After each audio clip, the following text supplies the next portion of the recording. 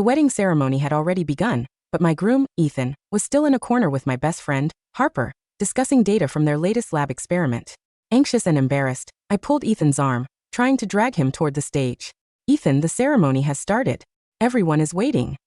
What? Ethan muttered, his eyes still fixed on his tablet. The wedding. Before I could even finish, Ethan cut me off. I wasn't talking to you.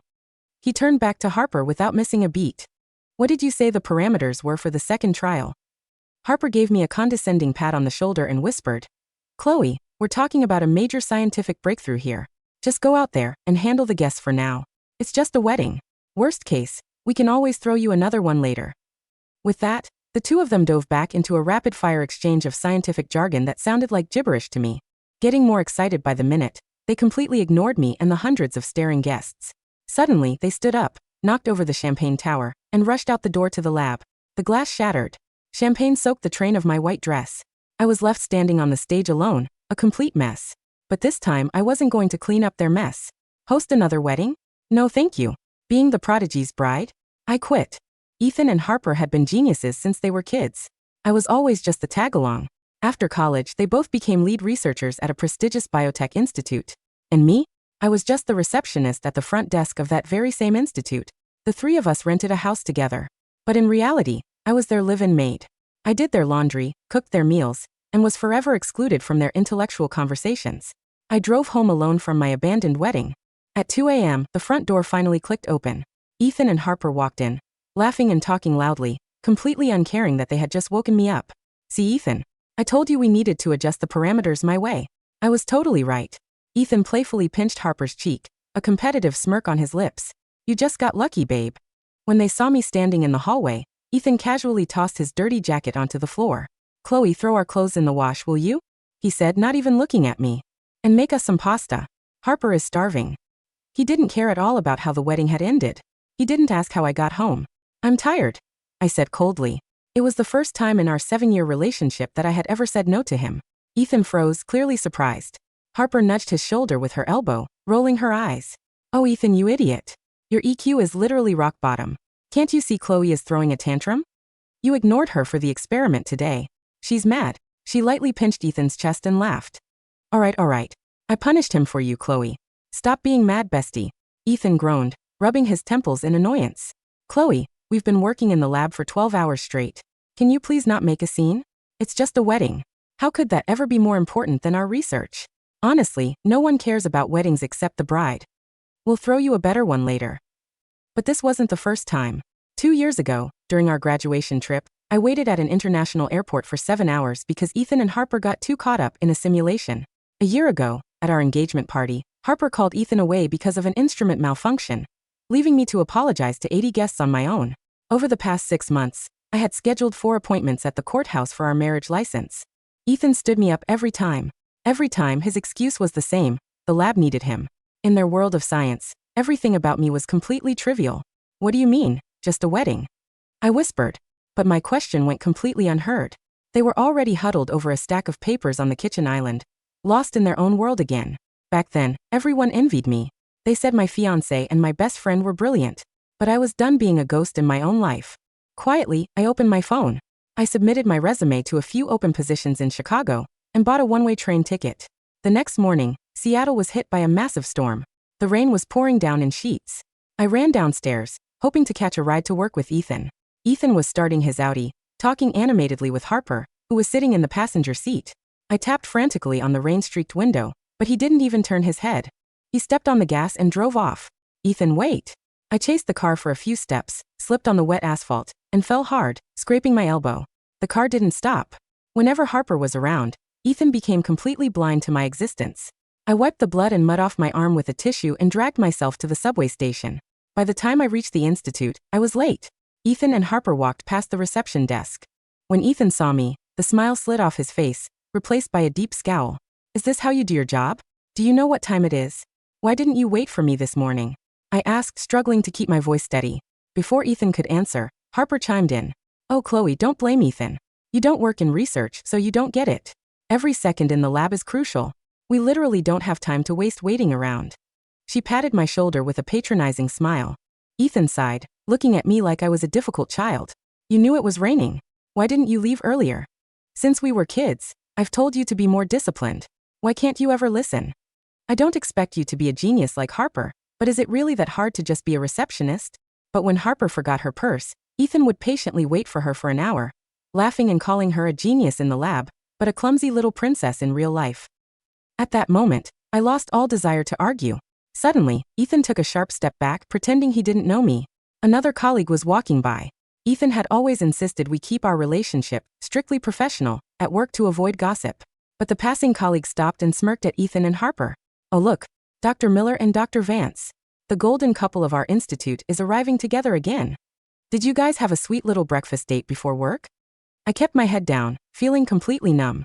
At the institute, everyone thought Ethan and Harper were the perfect match. Childhood sweethearts, both Ivy League PhDs, the rising stars of the biotech world. Then the colleague gasped.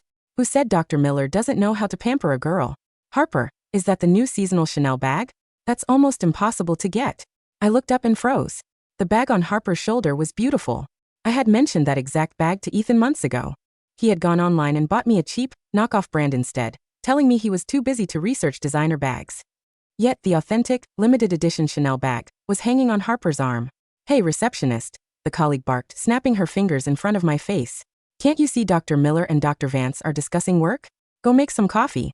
Show some initiative. I snapped out of my daze, swallowing the bitterness in my throat. On it, I murmured, rushing to the break room.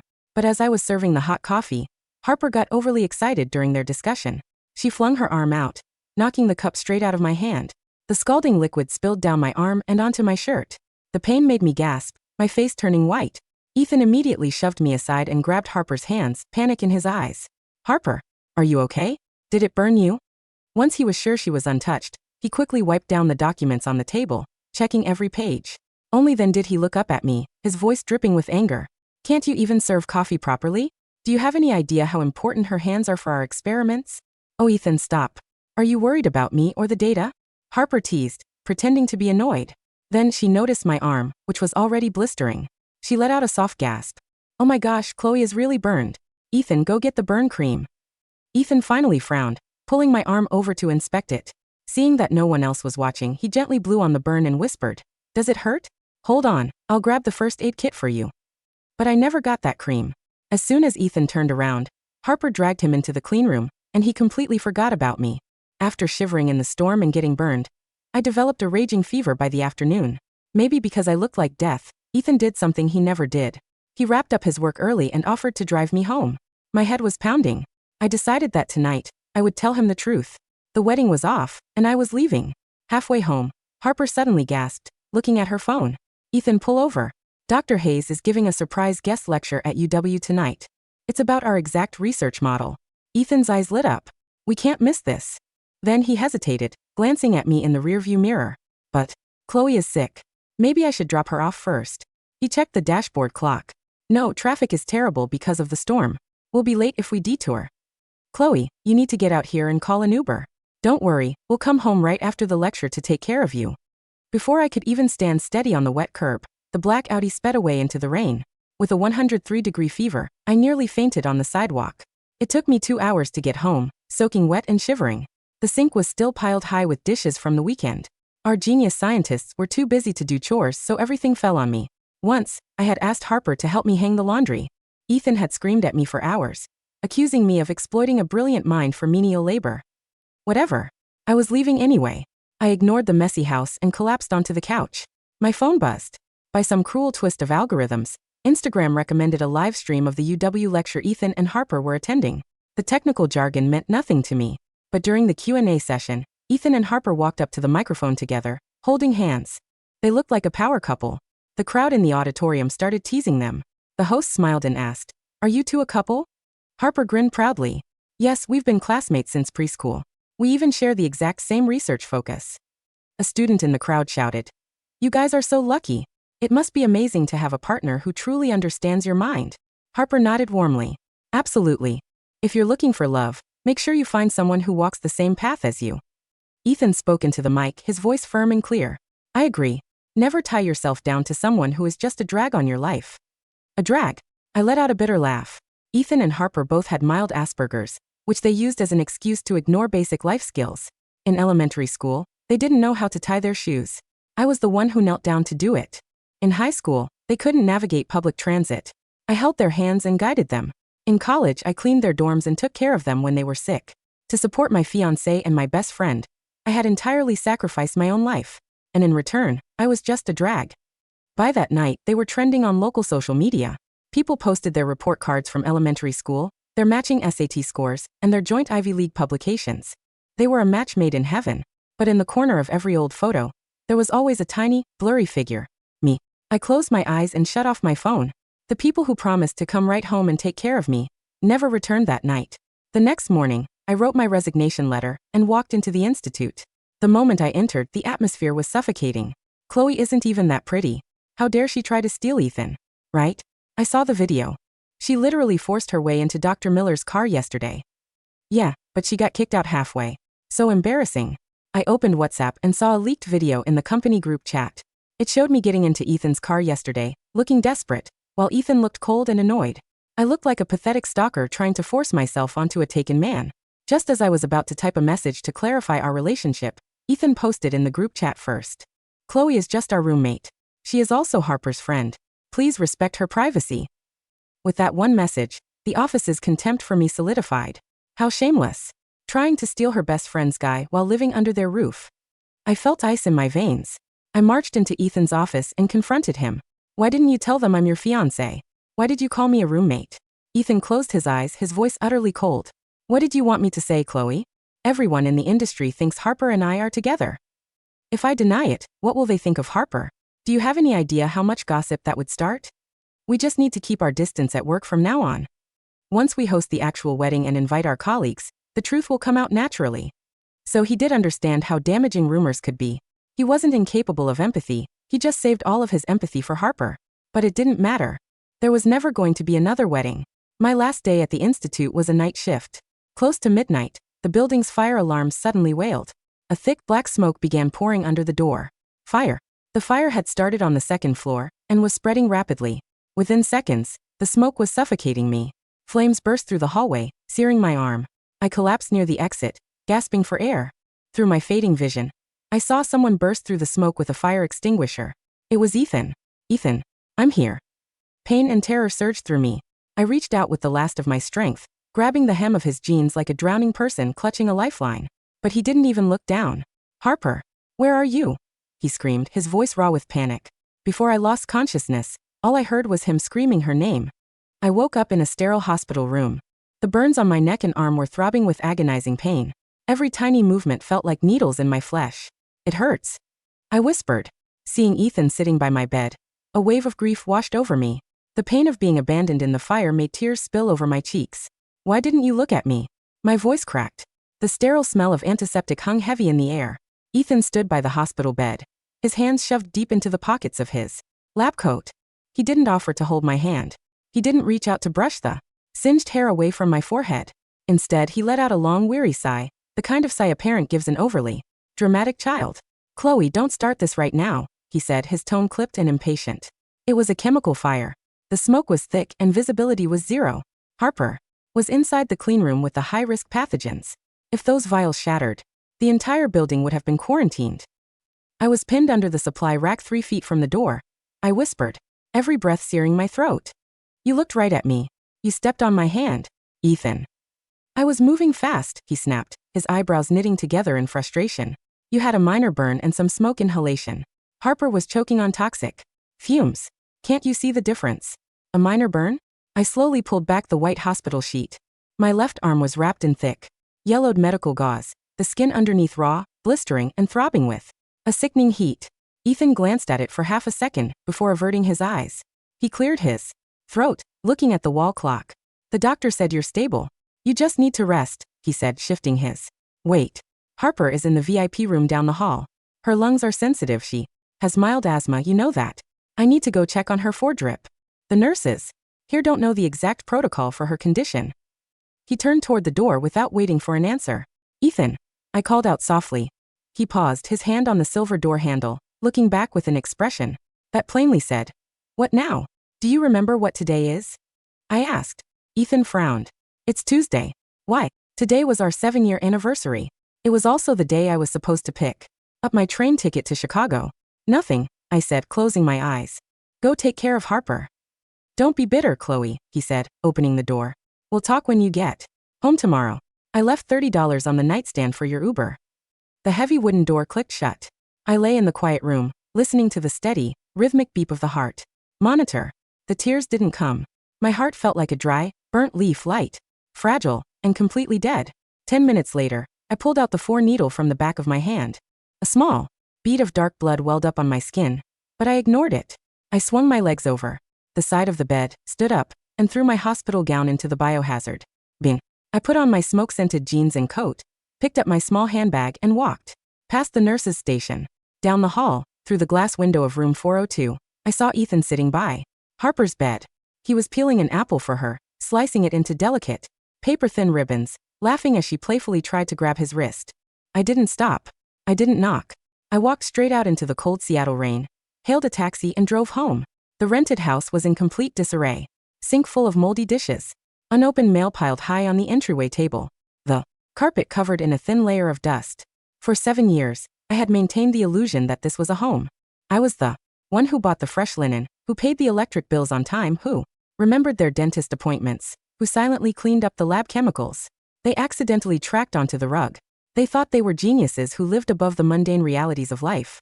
They never realized that the only reason they had the luxury to be geniuses was because I was quietly sweeping the floor beneath their feet. I walked into the master bedroom. My pre-packed suitcases were sitting inside the closet. I pulled them out, laid them on the bed, and opened my desk drawer. Inside was a heavy velvet box.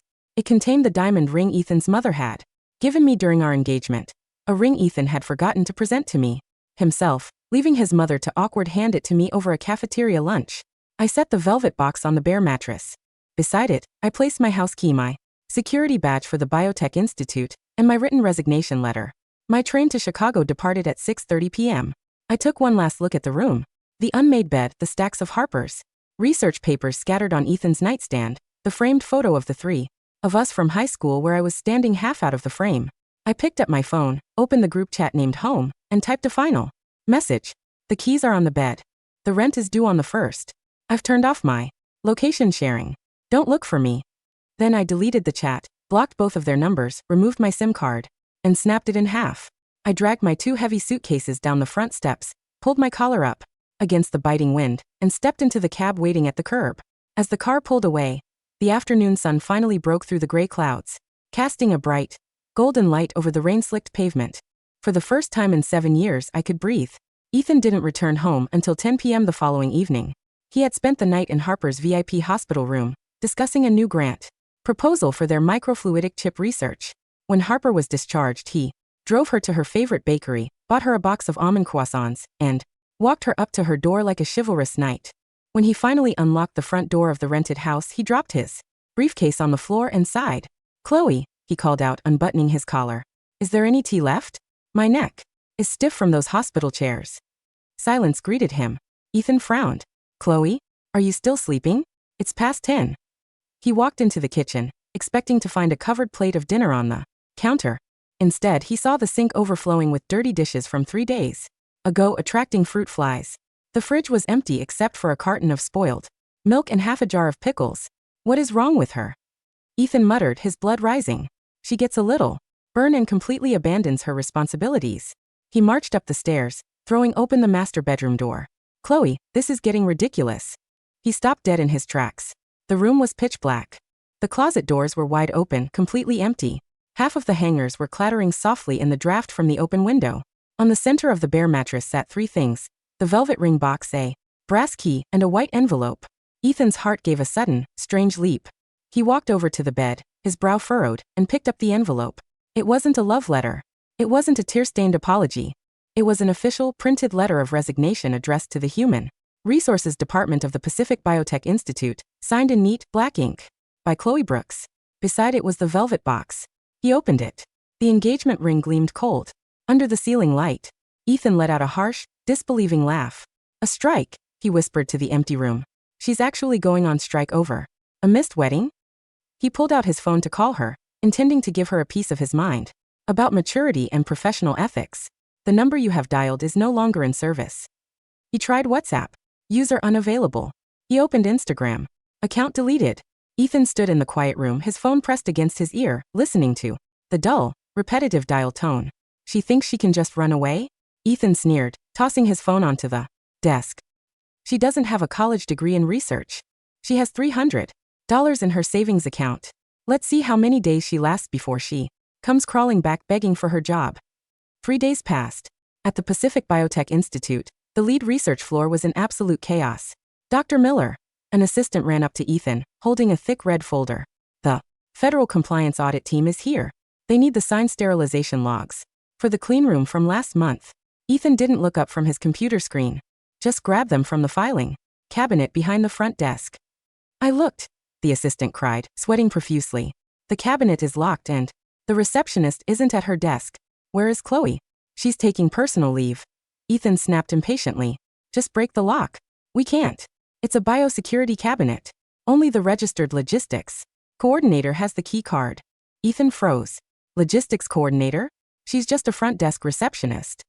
No, Dr. Miller, the assistant said, looking at him like he was insane. Miss Brooks has been the certified biosafety and logistics compliance officer for the entire East Wing for 4 years. She's the one who formats all your FDA grant submissions. Without her signature, our entire $10 million grant is suspended. Ethan felt a cold drop of sweat slide down his spine. What? He breathed. He rushed down to the front desk.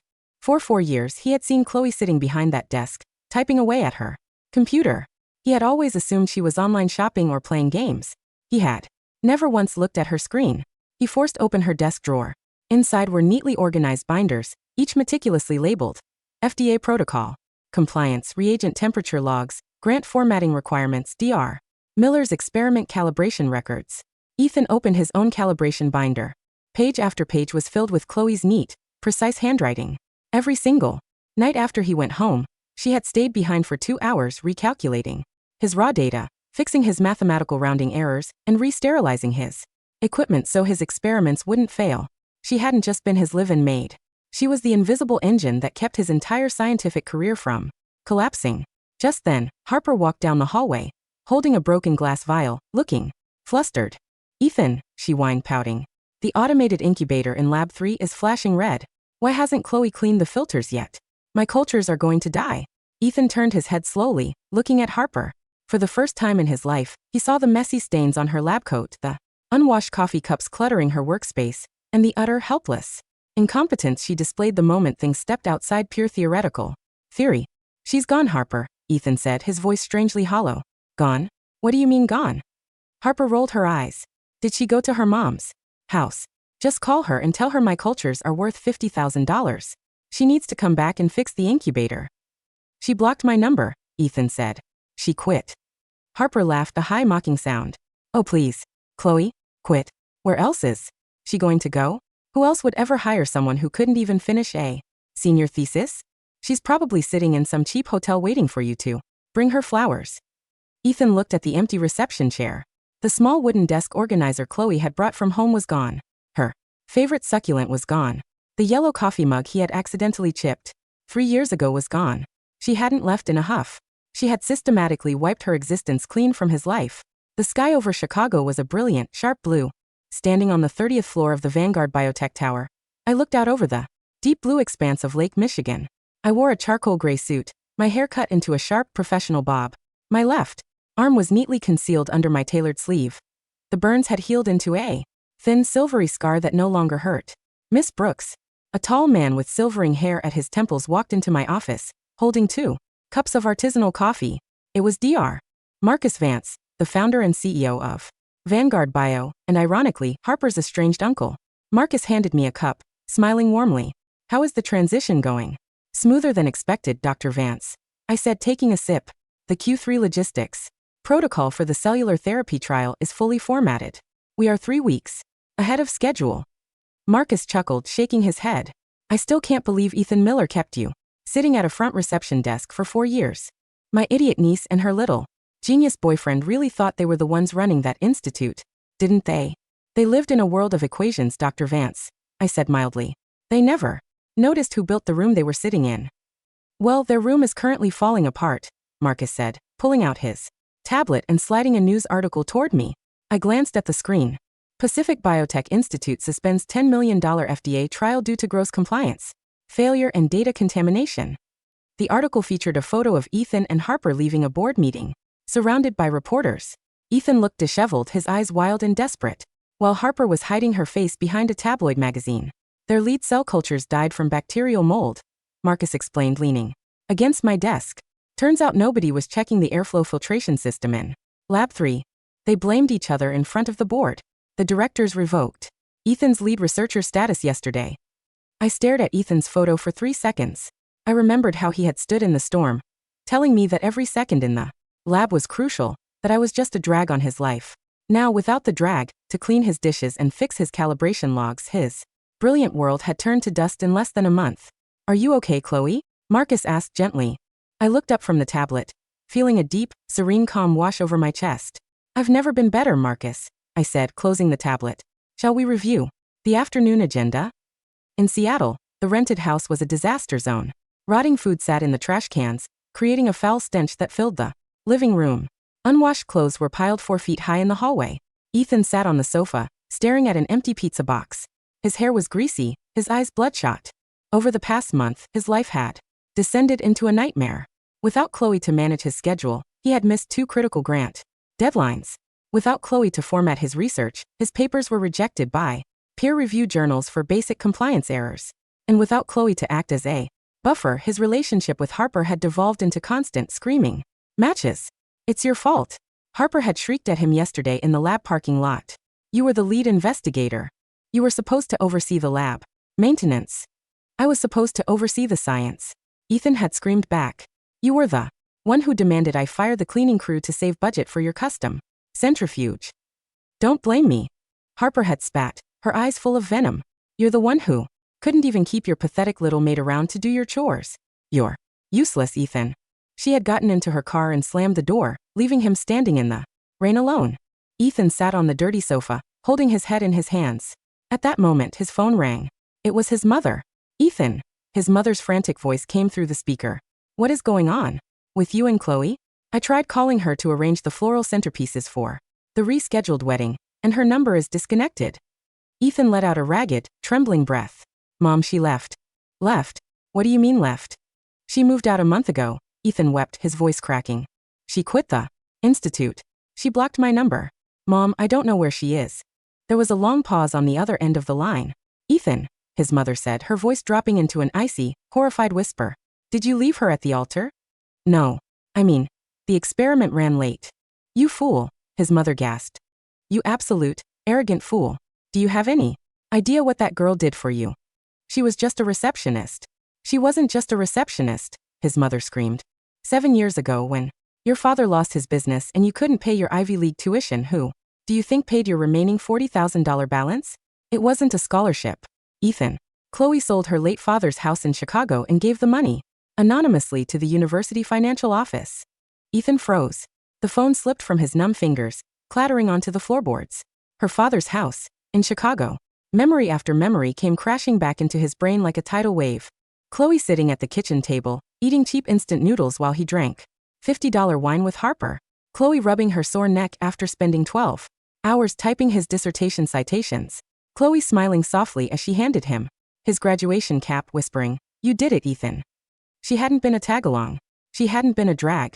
She was the foundation of his entire life, and he had stepped on her bleeding hands to save a girl who called him useless the moment his money ran out. Ethan stood up, his eyes wild. He grabbed his coat, his passport, and his car keys and ran out the door toward the airport.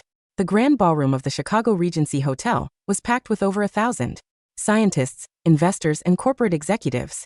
It was the annual Midwest Biotech Expo, the largest industry conference of the year. Ethan wandered through the crowded floor, wearing an old, ill-fitting suit. Had spent 3 weeks scouring Chicago, visiting every biotech firm, every university campus, looking for any trace of her. He was broke, exhausted, and desperate. Suddenly, the lights in the main auditorium dimmed. A spotlight shone on the center stage. And now, the announcer's voice boomed over the loudspeakers. Please welcome the recipient of this year's Excellence in Operational Innovation Award, the Executive Director of Operations at Vanguard Bio, Miss Chloe Brooks. Ethan stopped in his tracks. On the massive LED screens hanging above the stage, an image appeared. It was Chloe. She looked radiant. She wore an emerald green silk dress that draped elegantly. Over her shoulders, her hair styled in soft waves, a brilliant, confident smile. On her face, the audience erupted into thunderous applause. Ethan felt his breath catch in his throat. He pushed his way through the crowd of executives, shoving people aside, frantically trying to reach the front of the stage. Chloe, he gasped, his eyes wide. Chloe. On stage, Chloe accepted the glass trophy from the presenter, stepped up to the microphone, and smiled warmly at the audience. Thank you. Her voice echoed clear and strong throughout the auditorium. 4 months ago, someone told me that I was a drag on life, that without a genius mind for equations, my contribution was trivial. The crowd chuckled softly. I spent 7 years believing that lie, Chloe continued, her voice steady and unbothered. I spent 7 years cleaning up after people who thought their intelligence gave them permission to treat others like ghosts. But true innovation isn't just about a formula on a whiteboard. It's about the discipline, the care, and the respect you bring to the foundation every single day. Ethan reached the front row of the VIP section. Chloe, he screamed, his voice breaking. Chloe paused, her eyes sweeping over the crowd. For a brief, fleeting second, her gaze landed on Ethan, standing in his rumpled suit, surrounded by security guards, tears streaming down his hollow cheeks. Her expression didn't change. There was no anger in her eyes. No vengeance. No heartbreak. There was only a vast, terrifying, absolute indifference. She looked right past him, as if he were nothing more than a speck of dust, floating in the air, smiled at the camera, and walked off the stage to a standing ovation. Miss Brooks, please. Give him 2 minutes. In the private VIP corridor behind the stage, 2 security guards were holding Ethan back as he thrashed desperately. Chloe, please. Ethan cried, his face pale, his knuckles white. I know the truth. I know about my tuition. I know about the house in Chicago. I stopped walking. I turned around, holding my glass award against my hip, and gestured for the security guards to step back. It's all right, gentlemen, I said calmly. Give us a moment. The guards stepped aside, keeping a watchful eye on him. Ethan took 3 frantic steps toward me, stopping 2 feet away. He looked pathetic, his hair unkempt, his eyes bloodshot, smelling faintly of cheap hotel soap and sweat. Chloe, he choked out, reaching out a trembling hand. I bought a ticket to Chicago 3 weeks ago. I've been looking everywhere for you. Please come home. I looked at his reaching hand, then up at his face. Home? I asked softly. Which home, Ethan? The one where I slept on the couch while you flirted with Harper? Or the one where you left me at the altar to discuss data? I broke up with Harper. Ethan blurted out, tears spilling over his eyes. I fired her from my life. She's nothing to me, Chloe. I realize now, she was just a distraction. You were the one who built my life. You paid my tuition. You saved me. I let out a soft, genuine laugh. It wasn't a bitter laugh. It was the light, airy laugh of someone who had finally seen a ghost for what it really was, just cold air. I didn't save you to be your maid, Ethan, I said gently. I saved you because I loved the boy who used to share his lunch with me in elementary school. But that boy died a long time ago. The man standing in front of me is just a selfish coward who only values people when they stop servicing him. I can change. Ethan dropped to his knees right there on the carpeted floor of the VIP corridor, grabbing the hem of my coat, sobbing hysterically. I'll quit science. I'll move to Chicago. I'll work at the front desk of your company. Just give me one more chance, Chloe. Please, don't leave me alone. I pulled my coat smoothly out of his grip. Ethan, I said, looking down at him. Do you know what the worst part of the lab fire was? Ethan looked up, his face pale, his mouth trembling. It wasn't the burns on my arm, I said, my voice as calm as still water. It was the realization that while I was suffocating in the smoke, I was more afraid of going back to that house with you than I was of dying in that room. Ethan froze, his entire body going stiff as if he had been turned to ice. I didn't run away from you, Ethan, I whispered, stepping back. I survived. You. I turned my back on him. Security, I said smoothly as I walked toward the VIP lounge doors. Please, escort this gentleman out of the building. Chloe, Chloe. His desperate, wailing screams echoed down the corridor, but I didn't turn around. I pushed open the double glass doors, stepping out onto the brightly lit terrace overlooking the city, where my team was waiting with glasses of champagne to celebrate our victory. 6 months later, in a small, dilapidated suburban apartment on the outskirts of Seattle, the rain was pouring against the window pane. Ethan sat alone at a laminate kitchen table, staring at a cold bowl of instant noodles. He had been revoked of his research license following an official investigation into the Pacific Biotech Institute's data irregularities. He now worked 40 Hours a week as an entry-level inventory clerk at a commercial medical supply warehouse, lifting heavy boxes of rubber gloves and syringes for $12 an hour. Harper had moved to New York 3 months ago, marrying a 50-year-old pharmaceutical executive she had met at a conference, completely wiping Ethan from her life. Ethan picked up his fork, took a bite of the salty noodles, and looked at the small, framed photo sitting on his table. It was an old, faded Polaroid from high school. In the photo, 16-year-old Chloe was sitting on a wooden bench under an oak tree, wearing a bright yellow sundress, holding a homemade strawberry pie, smiling at the camera with eyes full of pure, unreserved warmth. He touched the glass frame with his thumb. He remembered how she used to laugh when he got flour on his nose. He remembered how she used to tuck a blanket over his shoulders when he fell asleep at his desk. He remembered how she used to look at him as if he were the only man in the entire world. He had possessed the rarest, most beautiful treasure in the world, and he had thrown it into the fire to chase a handful of glittering dust. A single tear rolled down his cheek, dripping into his cold noodles. Out in the hallway, the landlord's heavy footsteps echoed as he knocked on the neighbors' doors collecting rent. Ethan sat in the dark, quiet room, listening to the rain, completely, utterly, and permanently alone. Meanwhile, 3,000 miles away in Chicago, the morning sun broke over the skyline, painting the waters of Lake Michigan in brilliant shades of gold and amber. I stood on the balcony of my penthouse apartment, holding a hot cup of coffee, feeling the crisp, refreshing breeze against my skin. My phone buzzed on the glass table behind me. It was a notification from the Board of Trustees at Vanguard Bio. Congratulations, Director Brooks. The Series B expansion for our new research wing has been officially approved. I set my coffee cup down, smiled at the glowing blue sky, and took a deep, clean breath of morning air. My life wasn't a second-hand wedding anymore. It wasn't a ghost story in someone else's lab. It was mine, radiant, unbroken, and blooming under a sun that was entirely my own.